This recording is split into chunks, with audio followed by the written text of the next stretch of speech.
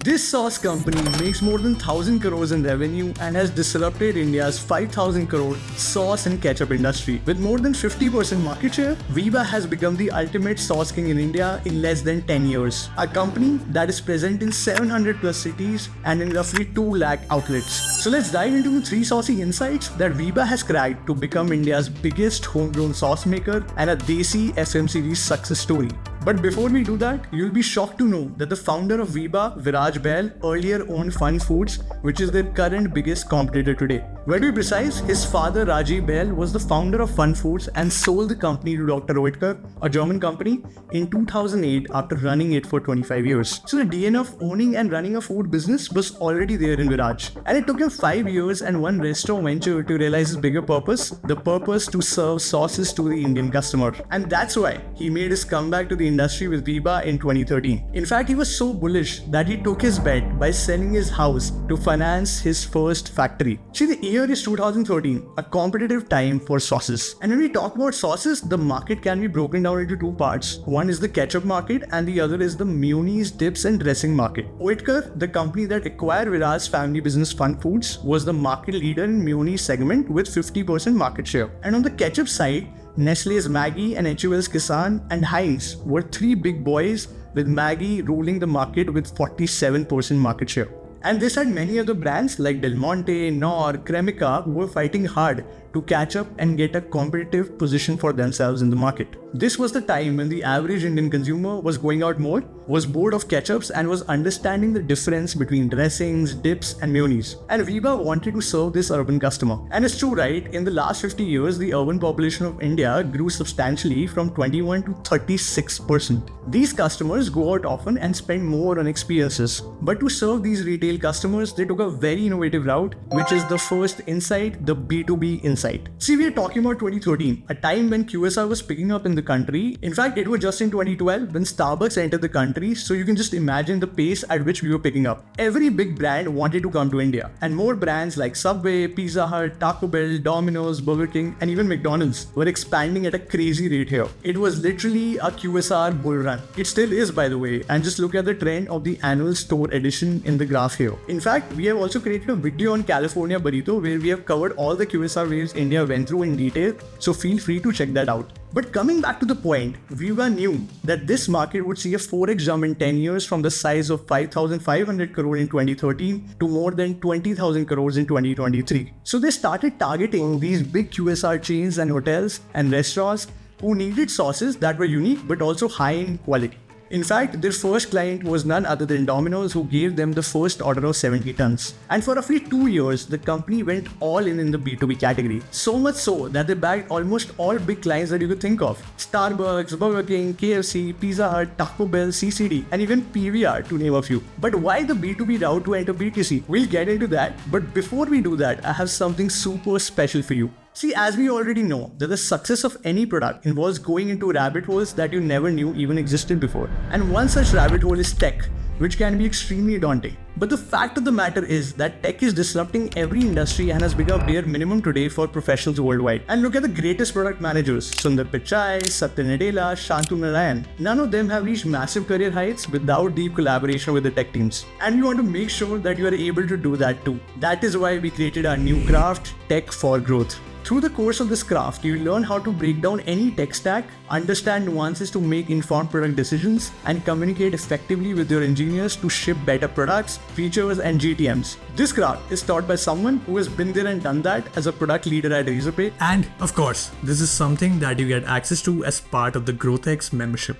The link to check out the craft is in the description. Coming back to the point of B2B. Going B2B first had 2 crystal clear benefits for Veeba. Number 1 was consistent cash flow. See, B2B is very different from B2C, right? The volume is super high and the frequency of orders is relatively predictable because you don't have to convince 100 retailers but only few big clients.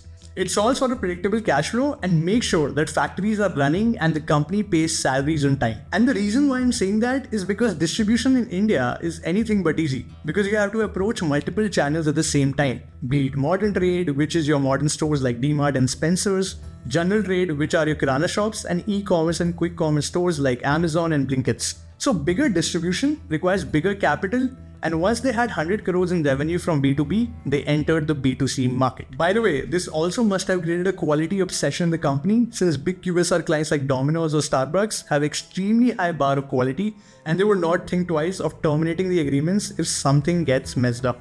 The next hidden benefit of the B2B was directly knowing what customers were liking.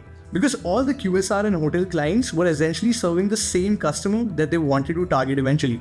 So by knowing which sauce is in more demand by a particular QSR, they could make a sound judgment about what customers are liking. So for example, if Subway is using a Southwest sauce more and ordering it at higher volumes, it can be a great signal that hey, customers are liking Southwest. This was a masterstroke because this became the genesis of the retail category innovation. In fact, they have launched many products in multiple categories that are still only for their B2B business. For example, did you know that Veeba makes ice cream toppings and donut fillings and even seasonings? Even I didn't, because these products are still only exclusively for the B2B business. By the way, B2B business is still pretty big for them, but the share has fallen down to 8% of total revenues. Now coming down to the second insight, the product and SKU depth. See, Veeba entered this space by doing a lot of homework and making sure that they are coming with a lot of innovations in the category. In fact, they had already done research for B2C categories while they were working in the B2B business. And they got two things pretty right here. The first was targeting niche flavors instead of going for something that was already hot. They did this by creating multiple varieties of mayonnaise, dressings, spreads and dips that you can see. Their customers loved them not only because they were different, but also because the ingredients and flavor profiles was in sync with the palates of modern Gen Z and millennial population. In fact, the company didn't enter the biggest sauce category in the country, which is ketchup, till a couple of years back. And even at that time, they came with the innovation of making India's first preservative-free ketchup. And this innovation DNA is across all of their business, by the way, because they keep on adding interesting categories like Chinese sauces, vegan sauces, and even gluten-free sauces for their customers. They know that in sauces, there's no one-size-fits-all approach. And since they're super sure of the quality, they charge a 2% higher price than their competitors with ease, and customers happily pay them. Because in India, the customers do not want the cheapest product, but the product with the highest value per rupee, which they find in Veeba. And the next thing they did in the product extremely well was expanding SKUs. So right now they have 80 plus SKUs in 12 categories if you consider all their sauces and toppings. But this could be just the tip of the iceberg, as their vision is no longer to be a sauce brand but a big FMCG giant. Not just Veeba brand, but a house of multiple brands that includes Veeba. This is the reason why they have 3 other brands in Veeba, which includes Earthmade, which is a coconut water, Benny Tebby, which is a mocktail syrup, Tasty Pixel, which includes seasonings, ice creams, toppings and sauces, which are exclusively part of what they offer in B2B service to QSRs and hotels. They also tried their hand at healthy milk drink segment for children with a brand called V Nourishes some time back, but it did not work out and had to be scrapped eventually. And as per our research, they are aiming to have many more brands under the holding company of VRB Consumer Products, under which there will be sub-brands like Veeba, Earthmade, Benny Tebby and Tasty Pixel, and some more that we still need to wait and watch out for. This can unlock the door for a completely new revenue pool for them. Which brings me to the next insight, the distribution insight. See, cracking the product is just one side of the coin. Cracking distribution is another beast. Because no matter how good the product is, customer needs to see it on the shelf to buy it and give it a try, to even see if it's good or not. In fact, in India, distribution is not a joke. You need to crack general trade, modern trade and e-commerce, as we have discussed earlier. And right now, 70% of the revenue comes from general trade, 20% comes from modern trade and 8% comes from e-commerce for them. So the offline game is super critical, as we have already discussed that they are present in massive 700 cities and 2 lakh retail touchpoints. But how did they do so well? Because you actually have to convince Kirana shops to place you and buy your mal. And this makes sense, right? If you're a retailer, why would you buy a stock of a new company if you're not sure if it would be good or not? So their trick was simple: not target the most competitive areas first. For example, they did not target the major metro cities like Delhi first, but targeted Gurgaon, Ludhiana and Chandigarh first. Here the shopkeepers were more welcoming to them. So the plan was simple: target cities outside metro cities, figure out strategies, get higher volume and sales proof there, and then replicate the successful strategies in the main metro cities. In fact, now retailers pay them in advance for keeping their products on shelves, which is a big deal in the industry. But this is just one part of the puzzle in the distribution, as it got them to the shelves. The next part was converting the customers, for which they did a really good job at packaging. While the competitors were using boring, old-school packaging, Veeba were the first ones to start the flip-top squeeze bottles, which were super utility-driven. And you might see many brands using this flip-top packaging right now, but at that time, Veeba was the only mayonnaise brand to make it. A pretty solid look. Understand the use case? incorporate that into the packaging, stand out on the shelves, make people buy more.